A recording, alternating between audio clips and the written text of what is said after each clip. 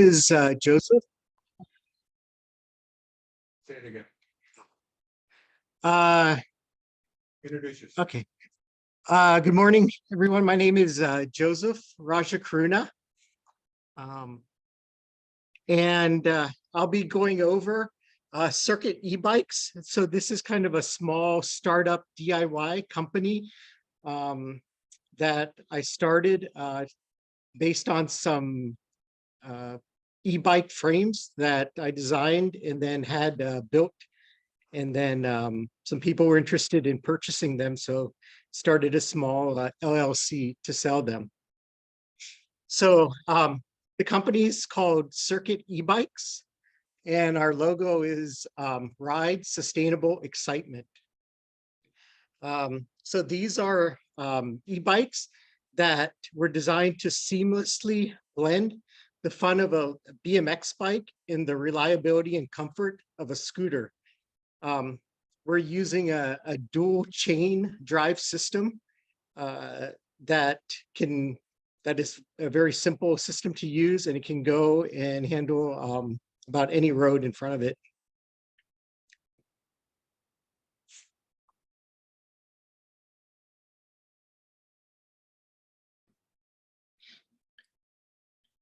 Okay, so we'll be going over today. So these are the goals I had for this project, from the design to the website and kind of the company. So the background and present and kind of where the future is going for it. So we'll cover the build to market, the bike, the combination of the features from e-bike to scooter, the timeline that it took to develop and then manufacture the bike, the evolution of the design, the engineering and continuous improvement, the public market traction, sales, and then the idea of making the bike affordable and a sustainable form of transportation. And then finally end with developing various models based on similar design features.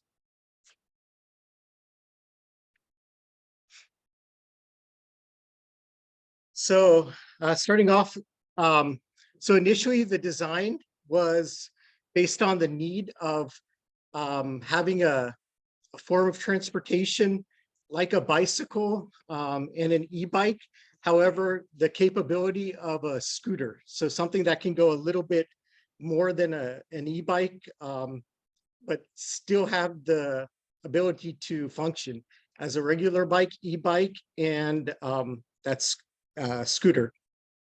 So taking those different aspects, kind of combine this to do each one of those different features, and still be better than the ICE version and the manual pedal version. Could you hide your next slide so we can see the current slide larger? On Zoom, it shows your next slide. Oh. So you're showing your entire screen. Let's see.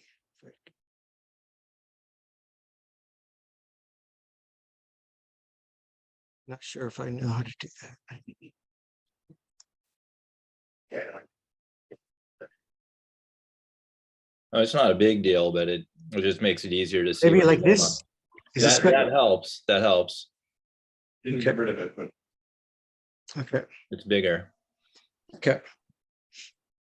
you got a clue as to how in the application to do that? Or is that it? Okay. So yeah, this picture then is an example and a picture of kind of when we were developing the bike. It's kind of showing some of the features of the pedals, the front suspension, the wheels, and also its ability to go both on the road and on the path or trail, and the ergonomics as well. So it's a very easy bike to ride. You can put your feet on the ground, and the seating position is very much of a kind of a cruising bike, and it has dual suspension as well. So this is kind of the timeline of the development for the bike. So this was an initial design idea that I was talking with one of my friends and had an e-bike. And at the time, this is 2018, that bike that I had, it didn't have rear suspension. And going 28 miles an hour was a little bit uncomfortable if you had hit a bump or something. So then I being kind of an engineer and able to do CAD, I started designing kind of a bike or a frame that can use those components. So I ended up with the picture on the top left. And then using that picture, I entered it into a contest called Create the Future Design Contest.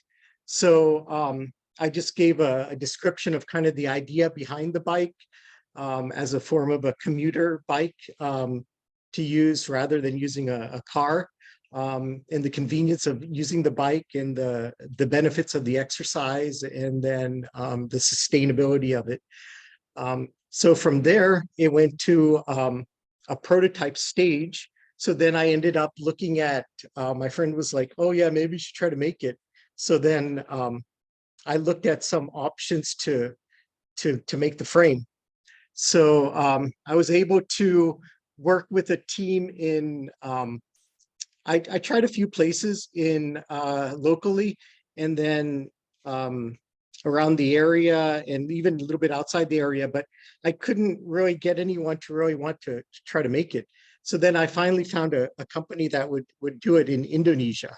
So they were able to fabricate it and then to send me the bike. So from that first prototype, there was interest from people when some pictures were posted. So then I developed a LLC for the company, made a website, and then 2020 started doing some DIY frame kits. And then 2021 increased the sales a little bit, still very small, but to DIY frame kits plus complete bikes, just minus the batteries. And then last year started some sales of accessories. So added some accessories like racks for the bikes, and like some extra parts if they were needed as well. And then 2023, I worked on with a friend, and we made a new bike that's called a MOSFET adventure bike. So it's kind of more of a larger kind of mountain bike, kind of hybrid adventure bike.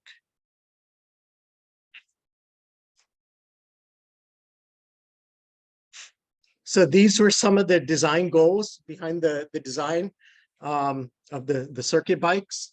So there's two versions that we kind of narrowed down. So there's one version, which is the Cirkit 1, which the seat height was 880 millimeters. And the second bike was the Cirkit 2. And its seat height was 830 millimeters. So it's a little bit lower, easier to get on and off the bike. And it also had an addition of a tail light built in. So those were the two design versions that we kind of finalized and evolved the improvements into. The battery boxes were pretty much the same. The design of the frame is very much the same, just very minimal change on that seat height, because the seat was it's you can't really raise the seat or lower the seat. It's kind of a fixed position for the seat. Do the handlebars get raised up with the seat? So the handlebars are kind of fixed onto the frame. However, like if someone does need to raise the bike, the way that the suspension geometry is set up, you can just increase the size of the fork. So the standard forks are 635 millimeters. And if you go to a 680 millimeter fork, you can raise the seat height up to the second bike height. So you can go up 880 millimeters. Right, but I'm looking at the seat height is an extra 50 millimeters higher, but Yep. the handlebars are at the same height, so you're kind of leaned over more. If you choose the higher seat. Actually, the pedal position is, yeah, a little bit lower on this one. So, I mean, the seat, you can raise the bike higher, but the pedal position is still this. You can adjust the handlebar, but the handlebar itself is not adjustable. Yeah. Yeah. So it's a BMX style handlebar. So you can get a different rise in the handlebar, which will adjust the height. Yep. Oh, okay. So You just get different handlebars. yes, different handlebars. Yeah. So, and another design feature of the bike was that it's designed around kind of a hybrid of a bike and a scooter, a BMX bike. So this bike, we wanted to have something that has a little bit more ability as in range and also in speed. So the battery capability is the box itself is able to hold 70 amp hours and 72 volts. So that's about a 5,000 watt or kilowatt watt, right, battery.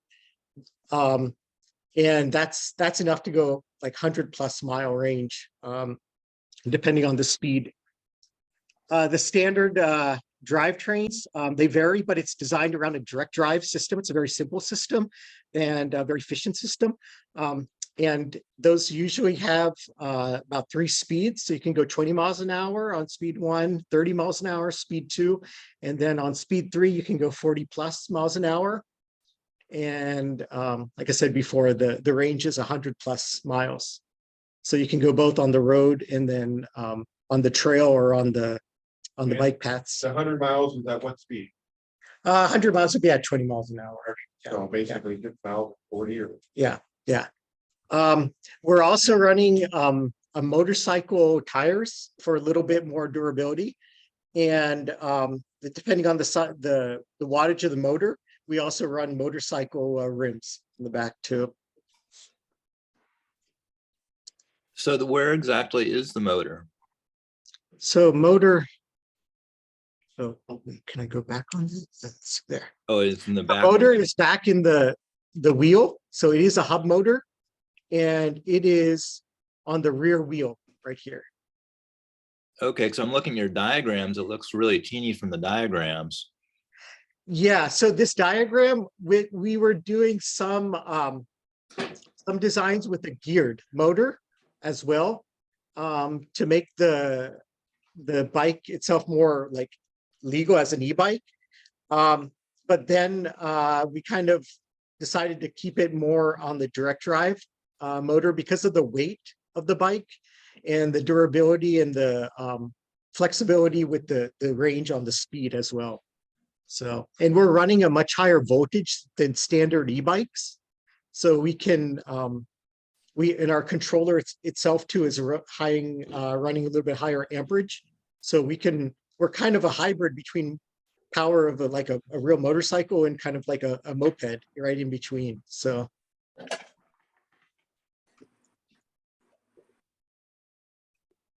And do you require different license in order to go the higher speeds? So you can, so I was able to license the bike as a motorized motorcycle. So I did get, it's the same registration as a moped. It is, with that registration, you are able to get a license plate and you can register it as that moped. So you can go on the road with a headlight and a tail light. But the limit on the speed is 30 miles an hour. So it is exceeding that if you put it to the 3rd speed. But at the 2nd speed, it is legal at 30 miles an hour. So when you say the 2nd speed, is this different options when you buy it, or is it a control that you can change while you're riding it? Yeah, it is a control. So on the handlebar, there's a 3-speed selector. So you can select between the 1st, 2nd, and 3rd speed, and you can switch it while you're riding as well. So that's just a governed top speed, right? Correct. Yes. And is there a hand throttle or is it just proportional assist? So this is no pedal assist. So this one is just hand throttle. Yes. So yeah, so you have to, there is different options on the throttles you can get. Most of the bikes are having a twist throttle, which we get with the drivetrain system that we're using. which works pretty well. The pedal assist for the bike, we haven't really tried it. It's a pretty heavy bike. Both bikes are about 110 pounds. So the twist throttle works pretty well. And then the pedaling is to assist the throttle. And then is it a regen? There is regen too, yes. So that's a nice advantage of having the direct drive motor is you have the regen braking. So you can save on your brakes quite a bit. Yep. So this is part of some of the features and some of the different parts we did to develop the bike, some of the engineering behind it. So we worked with the team in Indonesia called Cirkit E-bike. So they helped fabricate the bike and then gave some input about some of the design features, which I initially designed the bike here. And then they were able to fabricate it over there. And then the second bike, the mountain bike, was designed here with a friend at CAM Engineering. And I started to get into a little bit of FEA, so some more engineering kind of stress analysis on the frame in SolidWorks. So that's something that's kind of ongoing now as well. So these are kind of the different aspects that we went to make the bikes. So initially started with a CAD design, then went to making the bill of materials, then drawings, then working with the two teams to send the drawings and fabricate the bike, and then some kinematics to help with suspension, and then improvements. Next slide is some news and publications that we were in. So the bike, to gain some traction, so I made a website, and then also had the bike was in a few articles. So it was on The Verge magazine in 2021 as a DIY e-bike build. And then it was also featured on a YouTube video for Grin Technologies, which is a company that builds e-bike drivetrains and different e-bike components. And it was also in an article in EV Nerds online magazine. So that's a online magazine that focuses on like electric vehicles, bikes, cars, any type of mobility vehicles. And this is the bike that this is a customer in Southern California that was interviewed, and he had two of the bikes. So his bike was outfitted with like 7,000 watts. That bike could go like, I think 50 or 60 miles an hour. And it's just showing the kind of the flexibility. This is kind of hybrid between like just a regular bike and kind of like a scooter or moped to go on the road as well. You climb the hills, no problem.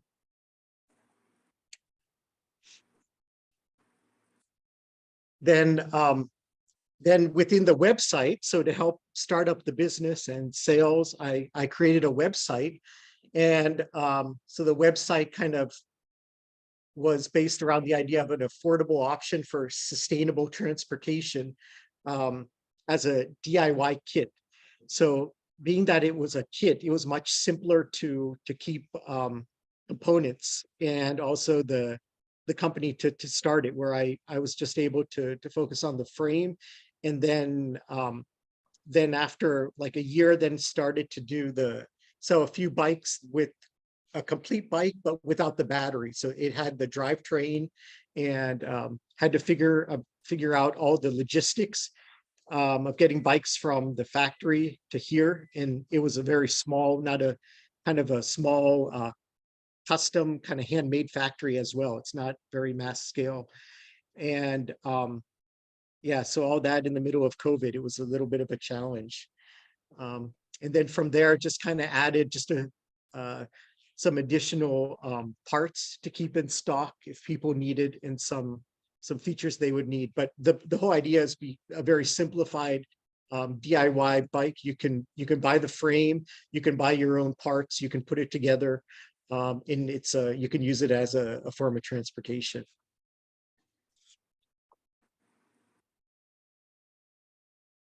And then this is two pictures of the design, kind of the design evolution of it.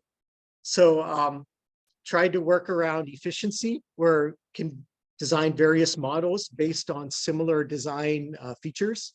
So both bikes have the central battery box, which is good for handling. And also it's similar battery sizes are interchangeable within those boxes. Controllers are underneath the boxes as well. So it's kind of, once again, similar feature there. The dual coilover rear shocks also. So similar, same parts could be used for either bikes.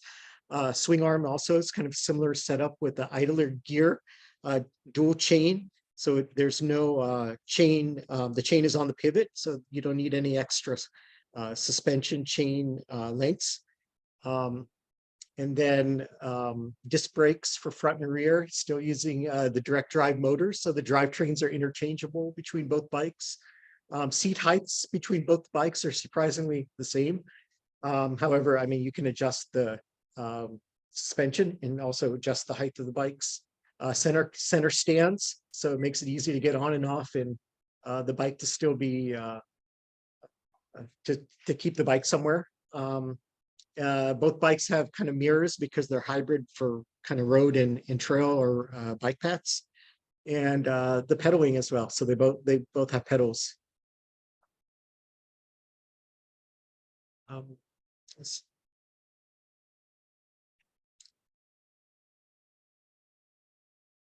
And then, yeah, that's pretty much it. If you have any questions, these are some pictures of the website, and shows a little bit what's inside the bike. So this is one of my friend's bike. So this is a large, I think this one might be a 70 amp hour battery. So 72 volts, 70 amp hours.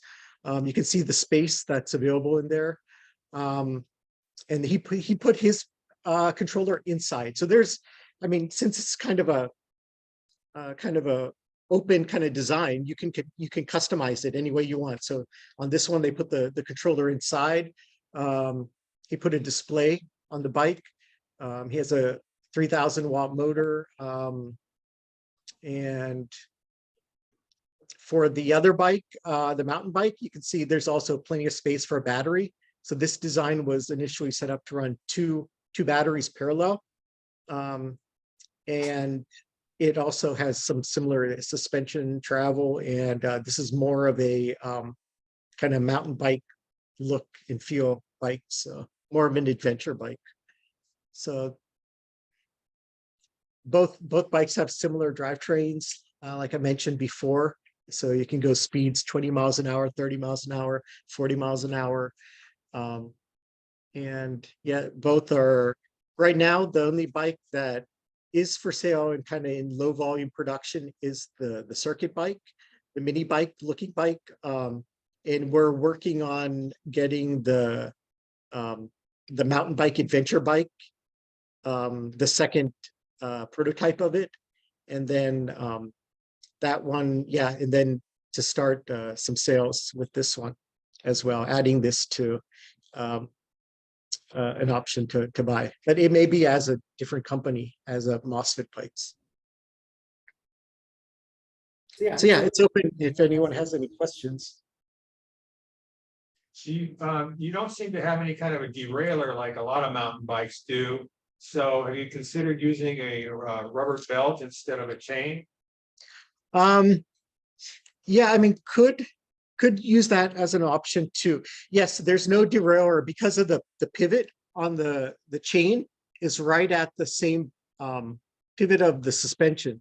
So there's no extra chain like slack or any length. So it rides really good. So no matter when it goes over the suspension, you don't really hear any chain noise. But yeah, it may be an option to put a belt drive as well too. But the primary drive is I would say the electric more than the pedal. The pedal is assisting the electric.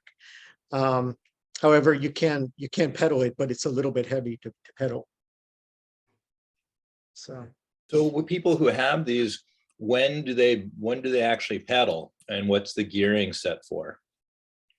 yeah, so gearing is So for the mountain bike, it's set to pedal. It goes between like 0 to about 10 miles an hour.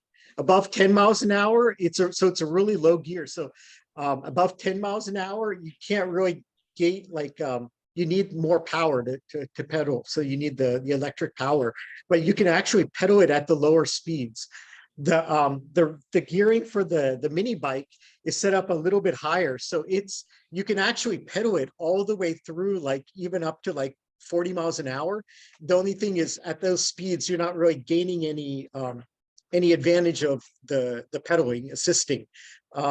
Between like maybe 10, 15 miles an hour, you may be gaining a little bit on the pedaling, but the pedals are more to assist the electric, I would say.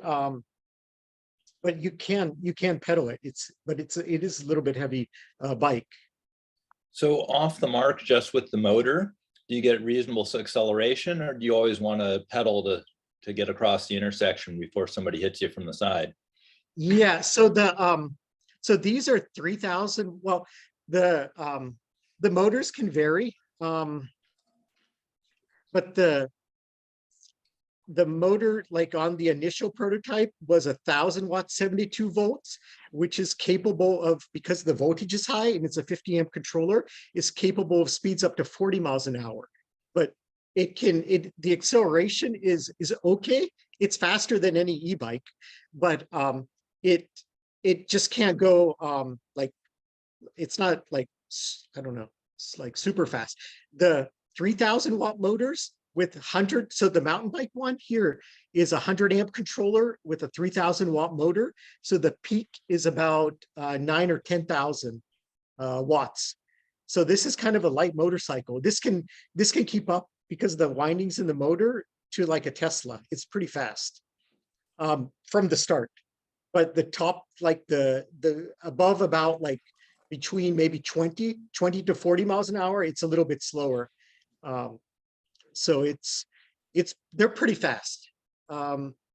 Depending on the motor that's picked with the bikes and the ratio and the windings of the motor.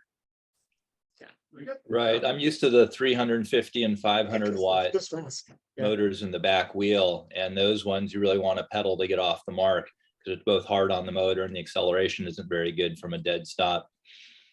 This sounds like a whole different kettle of fish. Yeah, these are pretty impressive motors for like an e-bike. They're really kind of more, I would say, on the light motorcycle power range. So the initial motor that I got for the initial prototype was 1,000 watt motor. But even that 1,000 watt motor, when it's running at the higher voltage and has a 50 amp controller, it's getting some pretty good power to it. So I would say it's a kind of a level above the standard e-bike. Even that 1,000 watt motor at the peak power is about 3,000 watts. So it's well above kind of what the standard e-bikes are running. Question, could you discuss, first of all, on the controller, is the regen adjustable? And secondly, could you discuss your batteries and the battery management system? Yeah, so the batteries are all like the customer purchases those. So the bike is just like a kit. It'll be either just the frame kit, or it's the complete bike but no battery. And so then it's up to the customer to install or make a battery. So several people, like the bike on the bottom picture is purchased from a battery company called Bullet. And then the battery on the middle picture, that's a custom made battery. So the customer, he built that battery. Okay. So yeah, the BMSs those all vary. Typically, I don't know, the 3,000 watt motor, if it's running a 100 amp controller, we're running a 100 amps Bluetooth BMS, 100 amp continuous with 200 amp peak. And that's running Samsung 50 cells. Okay. All right, thank you. What kind of cells are those? Are they cylindrical or pouch? They're 2170s. Okay. Yeah. So it's like about a D-sized battery. Yeah, a little bit, yeah. So the battery box is very big on these. So it's like 400 millimeters, a little bit more than 400 millimeters by like 180 millimeters. So there's a lot of battery space. So some people are using batteries from even other bikes and putting it like, not really bikes, but like scooters or mopeds, and then putting it into this bike as well. And or getting custom batteries made and adding it in. So these bikes are not really designed for the average Joe, I mean, because the average Joe is not gonna know how to get a battery. All the EMS and everything else. correct. So there's a little bit, I would say this is a little bit more advanced, yes, in the sense that you got to know to put a battery in. It's not it's not like ready to run, like, correct. It's a DIY. The whole idea behind it was a DIY assembly bike. So we are working on that, the mountain bike, to try to get it all the parts together to do it as a complete, sell it as a complete bike with battery. But still working on it because we're still kind of developing this one too. So, yeah, because with a battery and then at this speeds and at this size battery, it's a little bit, it's a lot of work with battery. So the guy that did the rail bike, Yes, is he associated with you or? yes. So he's the one, so we both developed this bike. So he did a lot with the design of this bike, the adventure bike. And then he asked me for like some assistance with the drive system and some of the features from the other bike. So he saw, like, actually, I met him. I worked on a bike like 12 years ago. It was a modifying a bike. And I met him at that time. Then I ended up like working at another job, and then I really didn't do much with bikes. And somehow, like, I ended up getting back into it when my friends are like, you should get an e-bike. And then he contacted me to make, he was interested to do another bike. And then we worked on this one together last, maybe now 2 years to develop it. So that bike has been tested. This bike, the adventure bike, can go from Santa Cruz to here, and then in back, and with one battery. So it's pretty impressive at 30 miles an hour. Yeah. And it can go from Santa Cruz to San Jose in like 110, like an hour and 10 minutes. So with traffic, it may be faster. I mean, faster than a car. Yeah.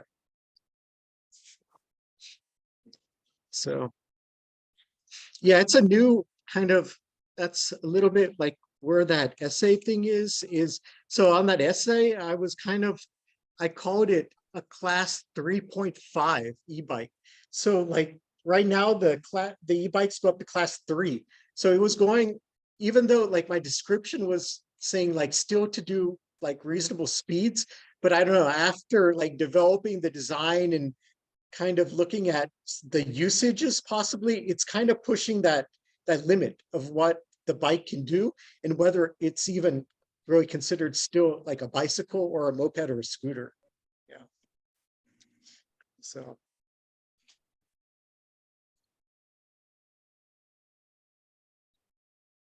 All right, are there any other questions? So I can stop the recording. Well, since you brought up a scooter, how is this comparable? So one guy was looking at buying a scooter or buying this. Mhm. Where pros and cons there? Yeah, so this so scooter, like depending on like maybe the speed and the range of the scooter, you could, so scooter has to be on the road. This one can go on the road and then it can still go on the bike paths. Okay. If you go the route to actually register it and get the license plate, then yeah, it's on the road. It's Road with the license plate, it can't be in the bike. not supposed to be on the bike lane. If you have the license plate, you're not supposed to. Yeah, Okay. yeah, that's true. But I mean, you could, but it's, yeah, if it's registered, you're not supposed to. Yeah. So, but it's kind of, now there's a few bikes kind of in the similar kind of situation where they're kind of a little bit more high power, and they're both capable to do speeds above like the 28 miles an hour, the class 3 e-bike. And then they register it as a, either they register it or they don't register it and still use it at like a little bit higher speeds or use it on the road. What about cost like, cost comparison? So the bike, so the frame kits are $1,200, and then you have to put together like the drivetrain and the battery. The complete bikes I was selling for like between $3,000 and $3,500, and a battery maybe about another $1,000. It's not bad. Like a specialized or like a mountain bike, electric mountain bike, some of those are pretty expensive. There's kind of more economical bikes too, as well. So there's some mid-range, maybe from like $1,000 up to like $10,000 e-bikes.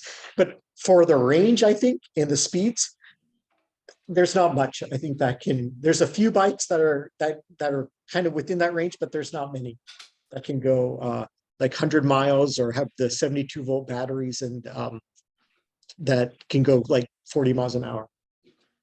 And Lawrence had a question online. Okay. Yeah, so I'm wondering, people who ride these, how much are they well, how much exercise do people get versus how much, just because of the gearing and whatnot, people just rely on the motor? Yeah, I mean, that is, so I mean, you're assisting the bike. So like on a regular pedal bicycle, you may be pedaling more, or a regular like an e-bike, you're pedaling assist. So you're pedaling and then the bike is generating power as well. Here, I mean, you're doing that adjustment. So you have the throttle and you're pedaling. So you can go at a certain speed. So if you want to pedal and then have more kind of input for the drivetrain, or you can increase the throttle, and then you can still pedal, but it's just going to be less input for the motor. Well, given that it's a 1-speed, I mean, I have a fairly narrow range of RPMs, so I'm comfortable putting out a lot of power when I'm pedaling. So with a 1-speed, I imagine that my ability to assist would be fairly limited in the speed of the bike, because otherwise it'd be outside of what I feel like I can really put out a lot of power with my legs. Correct. I mean, so yeah, so at the lower speed, there's probably more input, right? When you start going above like maybe 15 miles an hour, 20 miles an hour, it's mostly the motor. I would say it's more of it's more motor powered, and then the pedaling is more just to assist or to just kind of exercise and kind of just pedal the wheels at the lower speeds. So above but you can keep pedaling continuously through the whole, like even up to like 30, 40 miles an hour. But wouldn't your legs be going around so fast your legs would fall off, kind of thing? No, because it's independent of the motor. So there's a freewheel. No, I understand that, but in order to assist, you have to your RPM has to be high enough to actually engage the freewheel. Right, so it's right. Unless you've got a continuously variable transmission in there, I don't see.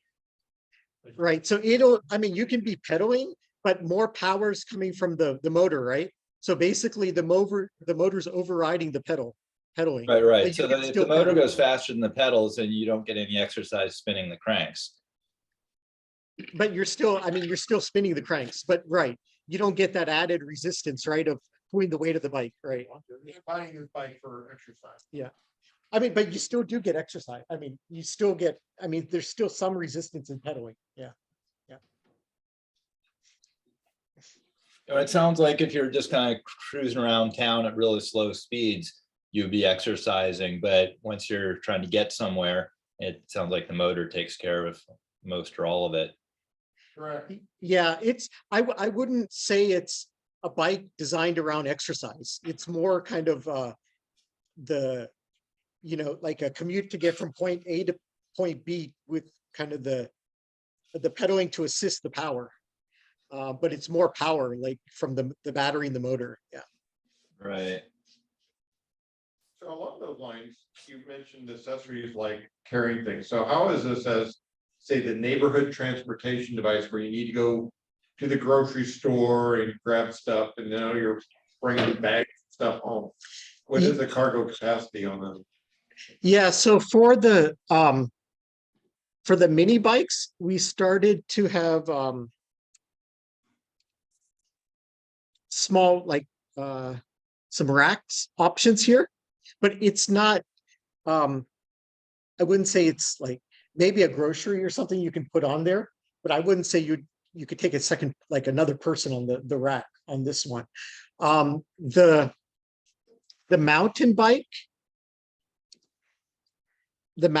we are making with a more heavy duty rear rack system, which is also going to have some delivery options as well. So there's going to be a system that you can actually do deliveries on there. So it's a little bit more kind of going to be developed to have that option as well. The mini bike is something that I initially designed more like as a fun way to transportation, and like you can put a backpack on there, and then we made an accessory to put a small rack on there. But it wasn't kind of designed around like really taking a whole lot of cargo and stuff. It's more to get from point A to kind of point B commuting, maybe with the backpack, and maybe put some groceries in there. And then kind of that it's a pretty fun like bike because it has more power than a standard e-bike as well. And it can go on the road too. Yeah. So No Costco runs or anything. It's the second bike. Actually, we have a rack system that it can do. We were testing Uber deliveries on it. And so that one has some more capability than the mini bike. Yeah. So it has a built-in rack mounting system on that bike. And so that is, something that some more accessories that were kind of built into the design for this one. Yep. So ultimately, going forward, the mountain bike is going to be more of your vehicle of choice and flexibility. And yeah, so the mountain bike, we're kind of designing it. So this bike was initially kind of my design, and it was something that was kind of like a project, like, oh, let's just make one frame, right? And then it ended up people, when they saw the bike, they wanted to buy it. So from there, it ended up just making a website, and then as a DIY bike to put it together.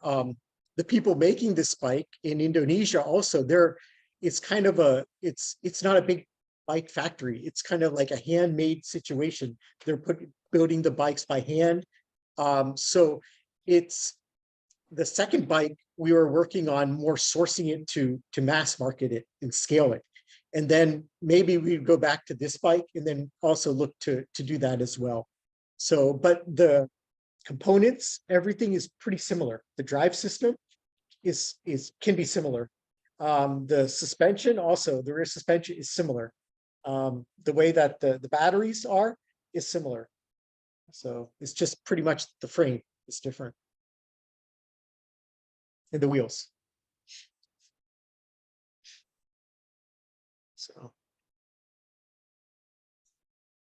but yeah, that's kind of where we're at, and then kind of what we're looking to do. This is still kind of like it's, even though it's business, it's kind of like it's not really the full, like I still have another job basically, you know what I mean? It's kind of more hobby. It's very small. We've sold throughout the world. We had like bikes in Japan, Australia, Canada,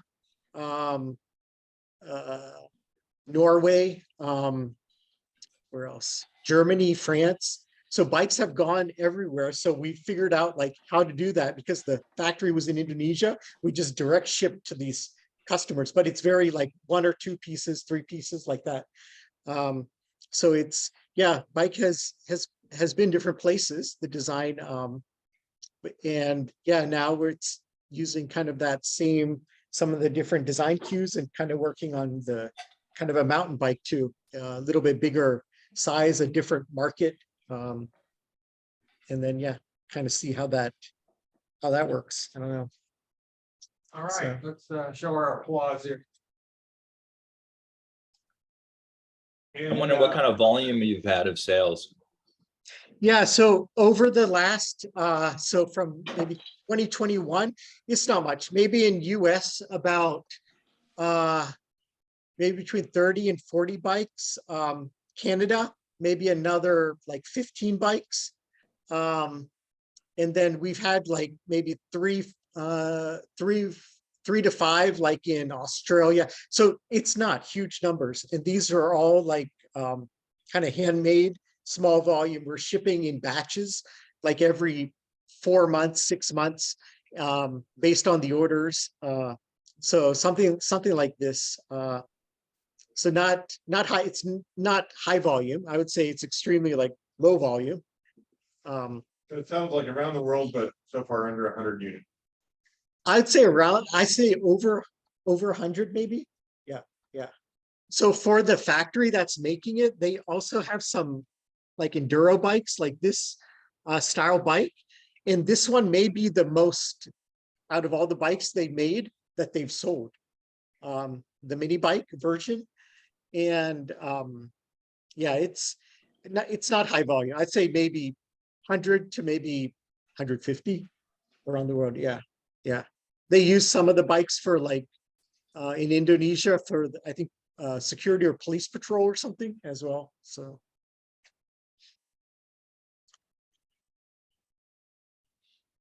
Okay.